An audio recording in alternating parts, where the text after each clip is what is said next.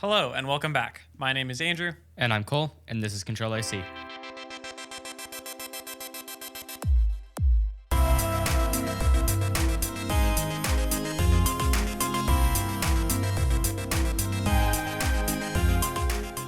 CTRL-AC is the podcast where we talk about heated seats and contract violations. Our first story we're going to talk about is actually one that came out just a few minutes after we stopped recording episode 4 last week. So this happened last week on July 8th, sometime in the afternoon. So the headline is Elon Musk is trying to back out of his deal to buy Twitter for $44 billion. So let's kind of recap where we are so far in the Elon Twitter saga.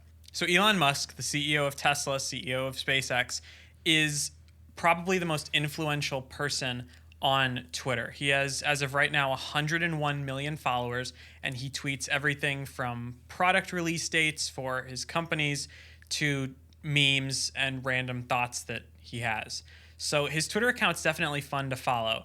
And he's been using the platform for years, and he decided he's done with Twitter having issues when it comes to censoring certain ideas, political ideas, or censoring certain political figures. He said that that's unacceptable and it should be a completely free speech platform. So one day, Elon decides that he's going to buy Twitter. So he writes up a contract. He plans to buy it for $44 billion at $52.20 a share. And Twitter agrees. Elon Musk started buying the Twitter stock in March, and then he ended up owning about 9.2% after spending quite a bit of money on it.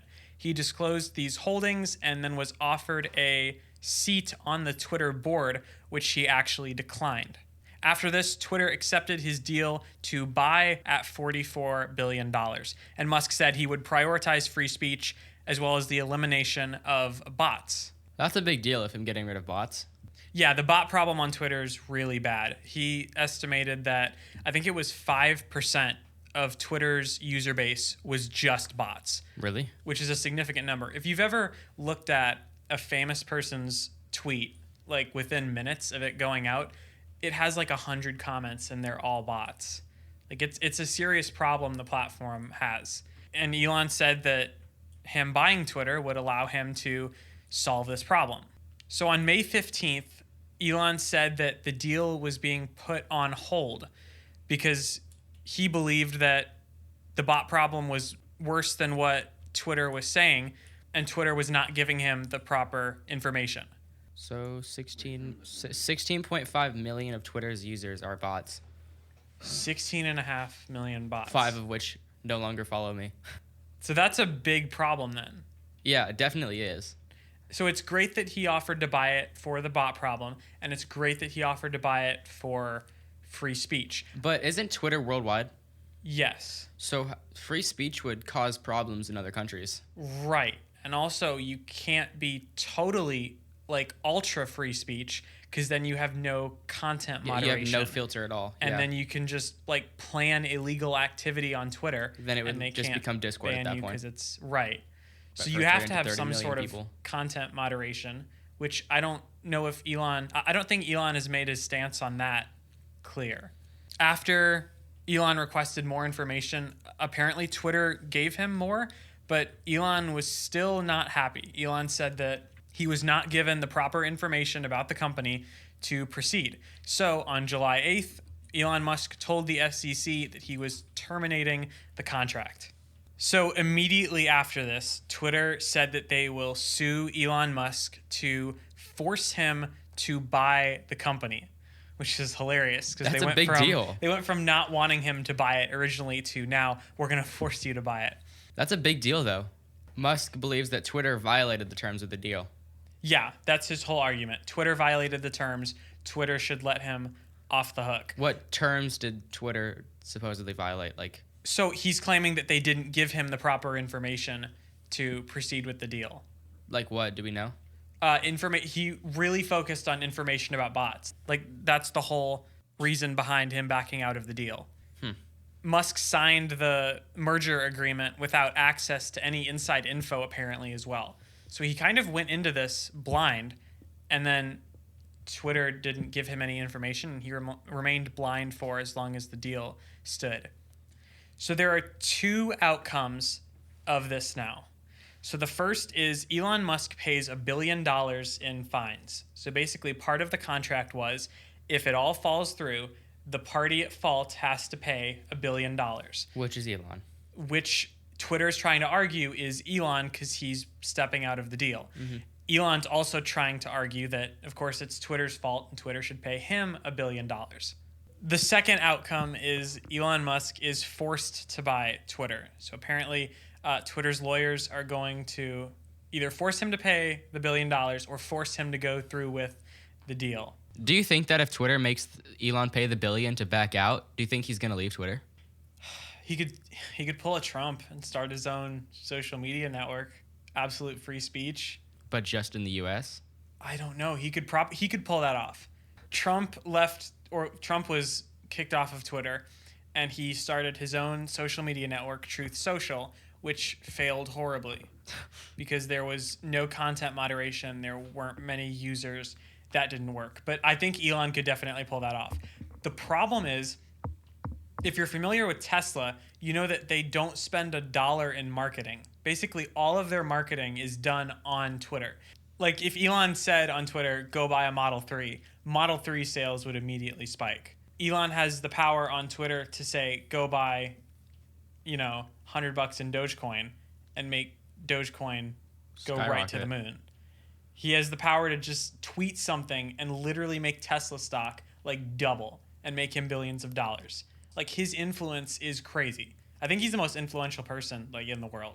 I don't think there's anyone else who has that much power on social media. I definitely think that's fair to say. Because like if he tweeted like your example, go buy $100 in Dogecoin, then he could just sell it and make so much money. Right. And so could a ton of other people. That's why he's been in trouble a lot in the past. People think that he should be somewhat regulated on Twitter because he can put a bunch of money into a stock, tell everyone to buy the stock, and just make a quick $1 billion off of it. That's just so crazy to think. Like he's literally like in unlimited money.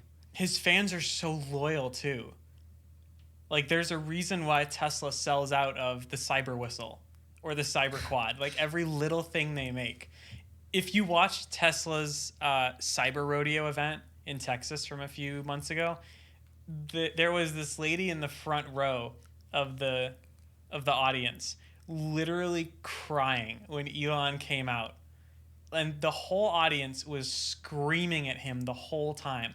Like if he just paused mid-sentence, there would be applause for 30 seconds. Like people absolutely love him. So the new Model 3. Right. It's just constant clapping the whole time. He could end on like a conjunction and they'd start clapping. Right. He says stuff in the. I mean, we love Elon, but like he's not the best presenter.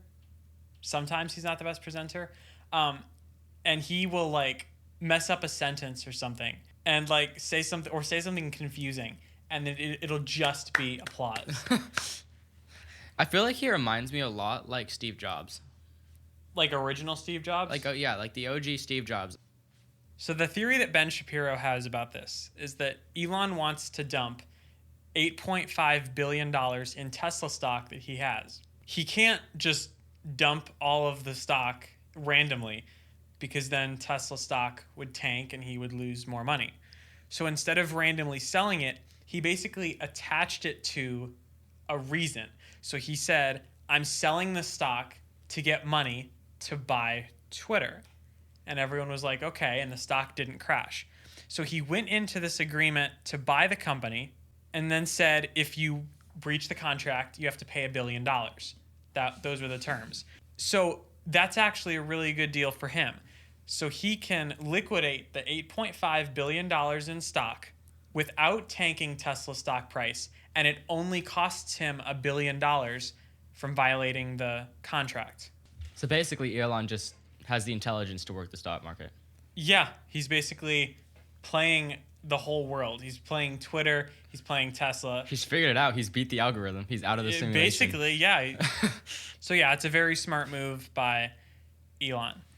So we will keep tracking this story in the coming days, coming weeks, coming months, and we'll update this in future podcast episodes. So keeping with the trend of large amounts of money, BMW is keeping some of their vehicle functions behind a subscription paywall.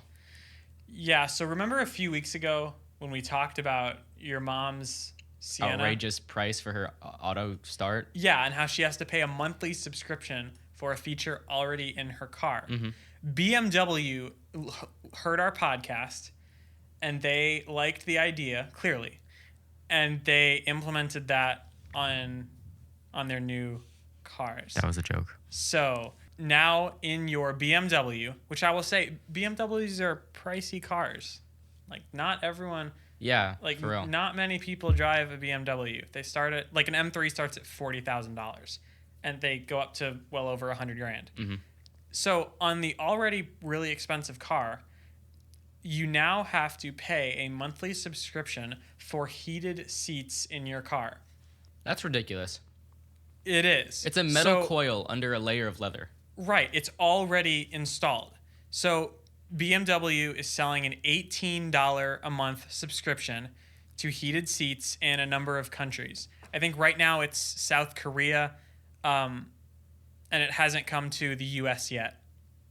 But BMW has tried to, in the past, to get customers to pay $80 a month to CarPlay and Android Auto, but that ended up not working after a ton of backlash, so they let people use it for free since it's already in the car. But apparently now, in the future, you will have to pay for your heated seats, which are already in the car. So the problem with this is more and more car companies could start doing this, could start taking features that are already in your car and making them a subscription, which is kind of terrible. This really is annoying, not just because you're spending more money, but because they're just restricting basic functions of a vehicle on an already upwards of $20,000 cars, and for BMW's $40,000 cars. Yeah, I the only way I could see this being justifiable at all would be in lower end brand new cars. So like 15,000, 20,000, 25 maybe, like that lower end car area. If you're buying a lower end car, that doesn't mean you have the budget to go and spend $18 a month. Then again, yeah. Like, So that's more than Amazon Prime costs, and that's just sad. what they're betting on is that you only own the car for like 2 or 3 years. So $18 a month times 12 is $216 a year. So if you times that by 3, let's say you own the car for 3 years, that's $648. That's a car payment. Right, but that's like clicking the heated seat box when you're ordering the car for $648. So they're basically taking that option and stretching it across the lifetime of the car. But that's only if you own it for 3 years. If you take the $216 a year, and let's say you own your BMW, which is a very well-made car, for 10 years, that's $2,160 for heated seats over the whole lifespan of your car. And That's I've never lot met of anybody money. that buys a car, especially of that worth, and then keeps it for 2 or 3 years. No, if you're buying a car that's that nice, you'd keep that for more than 3 Like, years. you're expecting to have that for a long time. Yeah. So you get the car with the heated seat coils already in the car. You have to use the subscription to unlock it. We don't know if that's through the app yet, through the screen. We don't know how you pay for that, whether it's just factored into the price of the car if you commit to it. We really don't know how this works. So basically, car companies are just turning into EA. Basically, yeah. The other thought I had was in 10 years, your car is going to be outdated. It's not going to get over-the-air software updates.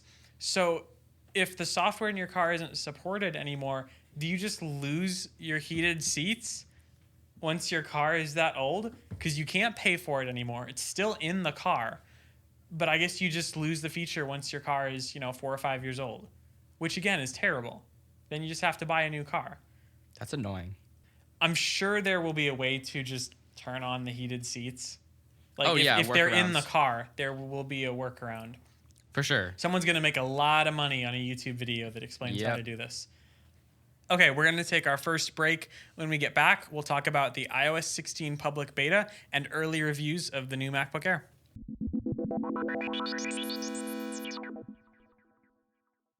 The CTRL-AC podcast is sponsored by The Complete Backyard. At The Complete Backyard, their priorities are God, family, country, and work. They believe that actions speak louder than words and apply the golden rule to every project they undertake, treating their clients as they would like to be treated. They take responsibility for their work and provide constant communication with their customers throughout all of the processes. For more information, go to thecompletebackyard.com. Okay, guys, welcome back from the break. So Andrew and I have both installed the iOS 16 public beta on our iPhones. Which is out now for anyone with an iPhone 8 or later. So Cole and I have been running the public beta, and we kind of wanted to just share our thoughts on actually using iOS 16, like a full review of it. So first off, the lock screen. So the lock screen was the big improvement in iOS 16. I'm really liking it. I have this cool ocean background with a highway going through it. I have the date and time at the top, and then the weather and my activity rings. So instead of a picture of an environment, I have a picture of a person. And it Who may or may not be LTT. may or may not be Linus Sebastian. But it gives me different options. So when you hold down, it's very similar to the Apple Watch interface. Yes, I have noticed that. You can customize it. It has the same selected layer. It has pop-up menus that look good. They function like you assume they would. And the coolest part to me is that when you hold down to customize your lock screen, it not only lets you customize the current lock screen, but it also shows you all of your saved lock screens. So you can have a bunch of different lock screens set for different days, different occasions. You can have like a formal lock screen. You can have a lock screen for school, one for home, which is really nice. And yeah, I especially like the different fonts that you can use for the time. Yeah, it makes it look very, very personalized. You can have like a fancy looking font. You can have like a cool, Kohl's looks like a neon font. So it does remind me of like a neon sign like that, like you're saying, like for a restaurant or something. Yeah, so home screen and lock screen is very nice. Another thing that I really like is notifications at the bottom. Oh yeah, I've absolutely been loving that. This is so helpful. So I never really get to see my lock screen because I always have Spotify open. And as you all obviously know, when you have music players open, it takes up the entire middle of the lock screen. So now it is along the bottom with the notifications, and it's similar to the Amazon Echo Show, where if you select it, it brings it up in the big screen view. In sort of like a list view. You know what? It actually reminds me of the OG iTunes. How you could have it playing at the bottom and you select it and it brings the whole thing up. Oh yeah. Spotify does it, but... Yeah, okay.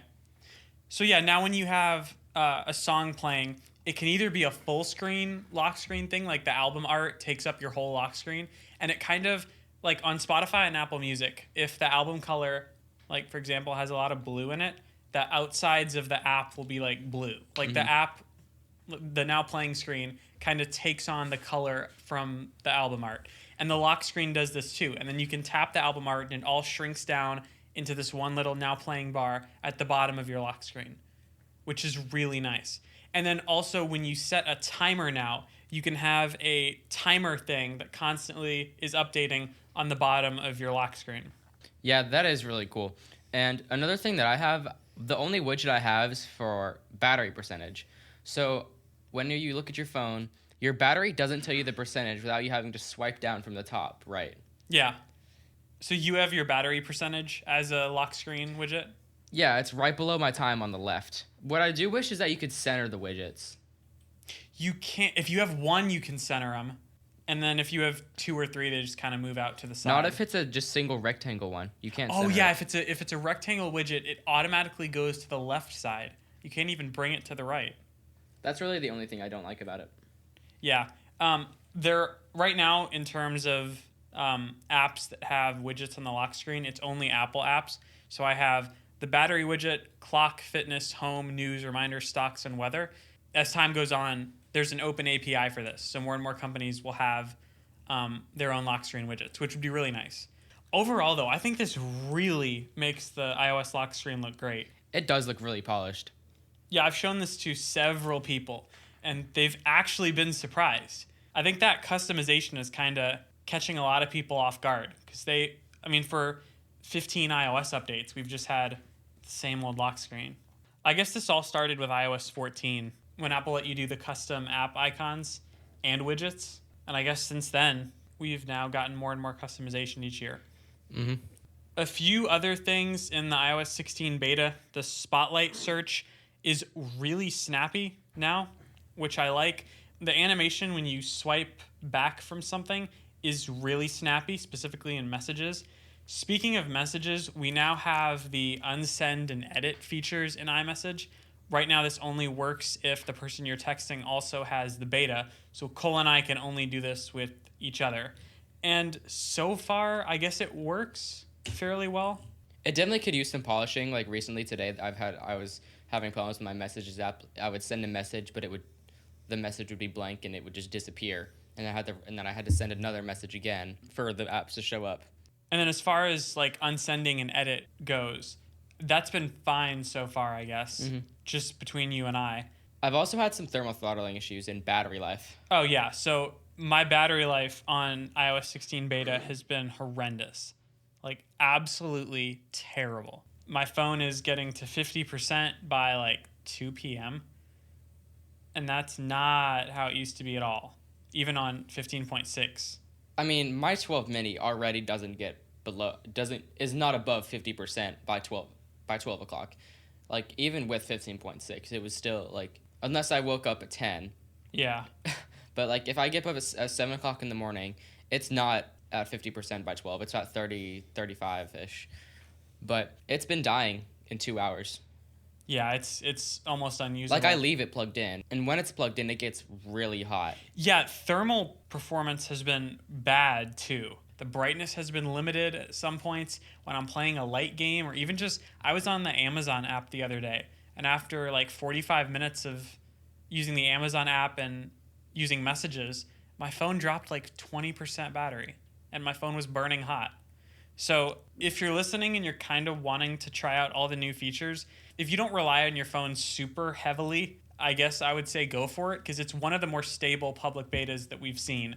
But if you really need your phone to do a lot of stuff every day and you need like decent battery life, I would not upgrade to this beta yet. I would wait for the public release this fall. And then speaking of reviewing, the M2 MacBook Air was sent out to reviewers this past Thursday. So we are going to get this MacBook Air the first week of August, and then we will test it and do a review episode. But until then, I just kind of wanted to go over what early reviews have said, because I know that this is a laptop that a lot of people are considering for back to school. The overwhelming consensus from reviewers is that it's a very, very good machine as long as you're not doing a ton of intensive work. So they said M2 is great in terms of performance, can fly through your Google Docs and Google Classroom for school.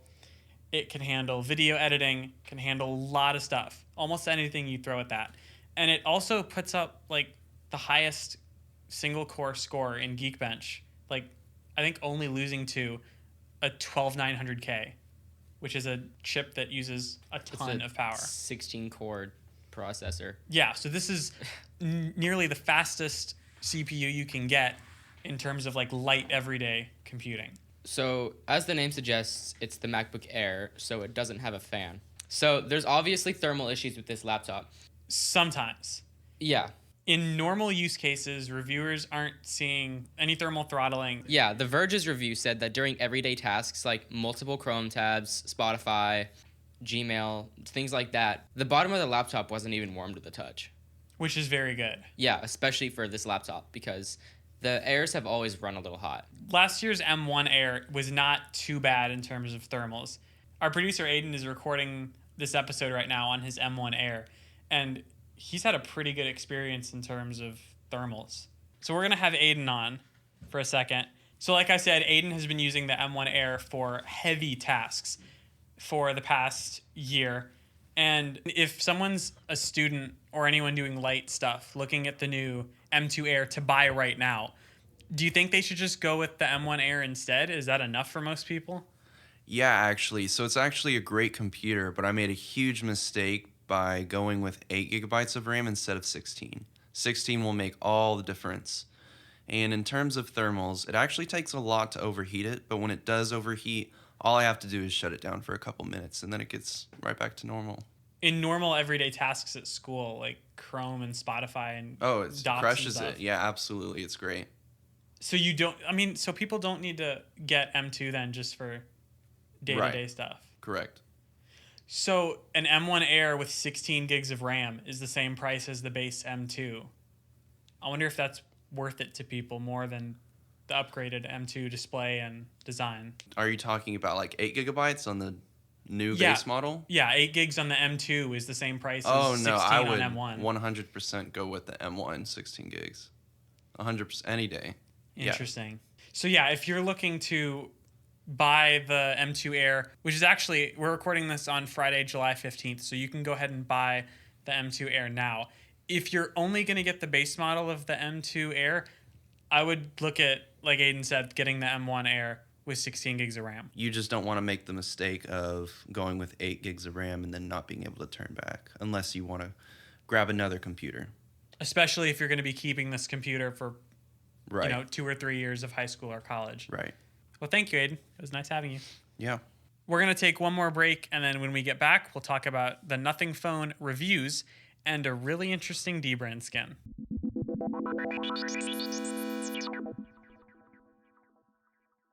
CTRL-AC is brought to you by The Complete Backyard. The Complete Backyard is a custom pool, spa, and outdoor living design and build company. What is a design and build company? It means they take care of the design and construction of your new outdoor space. You work with them from the beginning of your project until the end. They are with you every step of the way. They specialize in custom outdoor Gunite swimming pools and spas. In addition, they also design and build custom pergolas, decks, cabanas, fire pits, outdoor kitchens, and outdoor living spaces. They love transforming a boring backyard into a complete home oasis. To request a consultation, go to thecompletebackyard.com. We're back. So as you probably know, Windows 10 has been around for a long time. And just recently, they released Windows 11. And Windows 11 was a huge design overhaul. And you've been using Windows 11 for a while now. Yeah, 4 or 5 months. And I love it. I have no complaints with it. And performance-wise, it's identical, if not better than Windows 10 in games. It has better encoding and decoding of audio and video. It's just all around a better operating system than Windows 10. Yeah, so Windows 11 is here to stay for a year and a half. Yeah, so Microsoft is supposedly readying Windows 12 for 2024. Which is amazing because we just had the whole big transition to Windows 11. Yeah. So Microsoft has always been shaky with their operating system releases. They go on a spree of a couple within 10 years, like 4 or 5 operating systems in 10 years. And they take a huge gap in between, like they did with Windows 7 and Windows 10. Those were 2 very large gaps. And now they're going to start knocking out OSs again, it seems. So supposedly, Windows Central reports that Microsoft is going to be shifting back to a 3-year release cycle for Windows. For Windows major updates? Yeah, which means that the next major version of Windows is now due in 2024. Wow. This also changes how they develop Windows. They have a lot shorter of a time period to create new operating systems.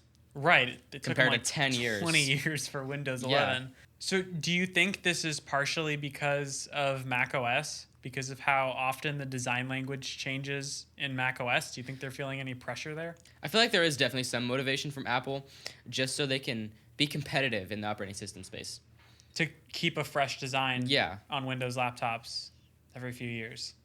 I feel like not only one of their goals should be to make it look good, but make it less resource intensive. Like a Pentium 4 can run Windows 10. And then Windows 11 requires like a whole different chip. Yeah.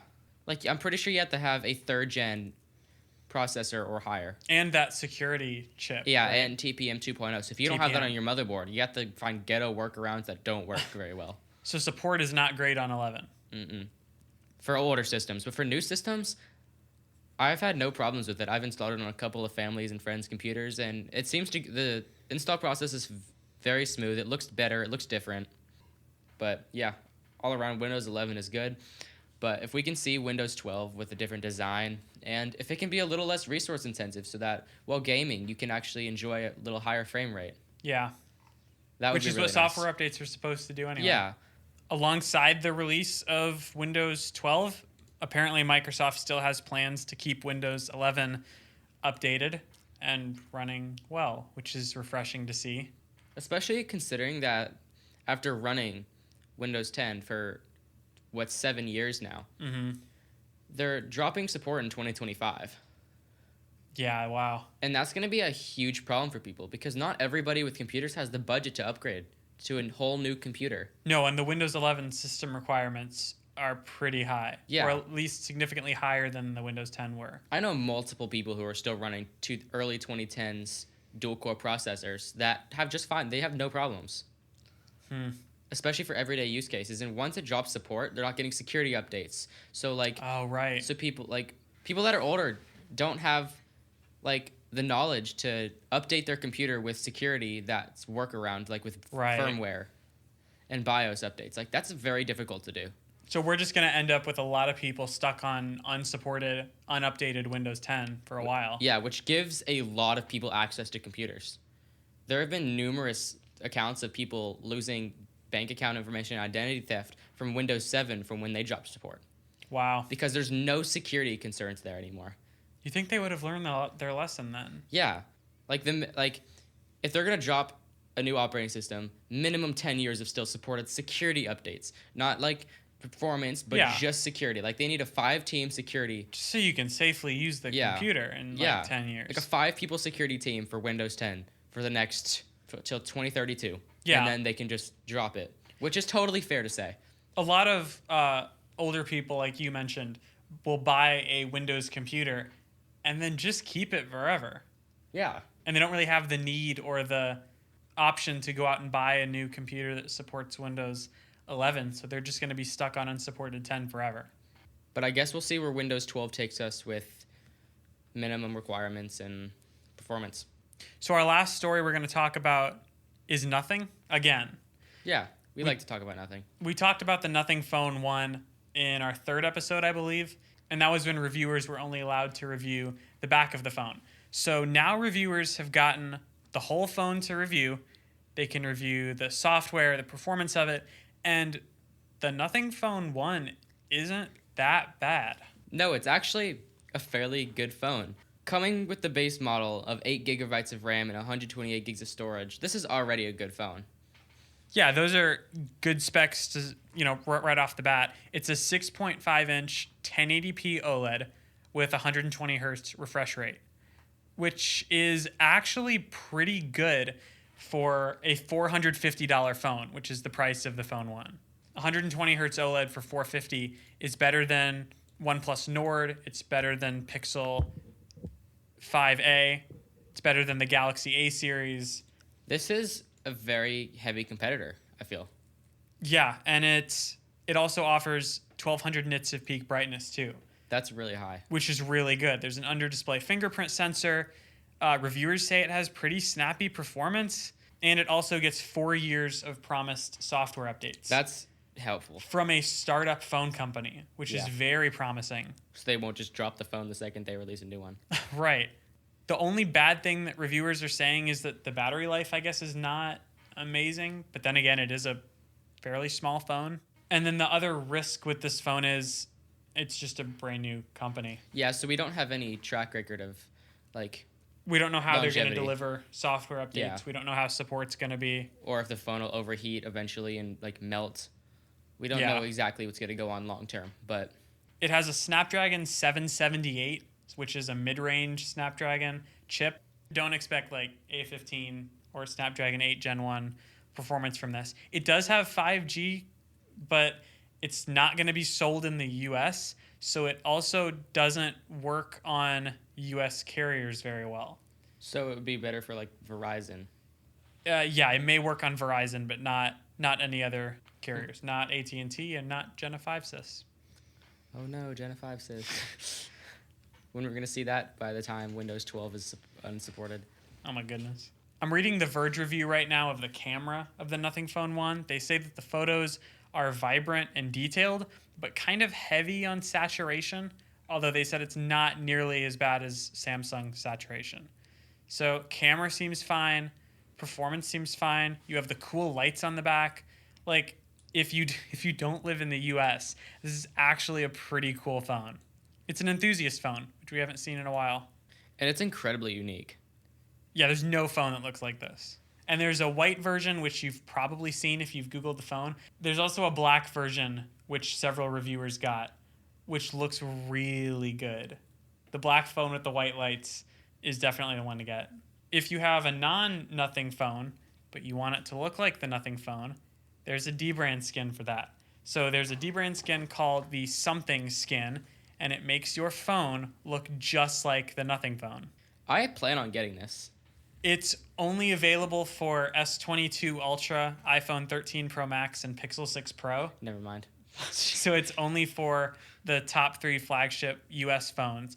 But it's awesome looking. It makes the back of your phone look like the Nothing phone. If you aren't familiar with D-brand, they make skins for the back of your phone.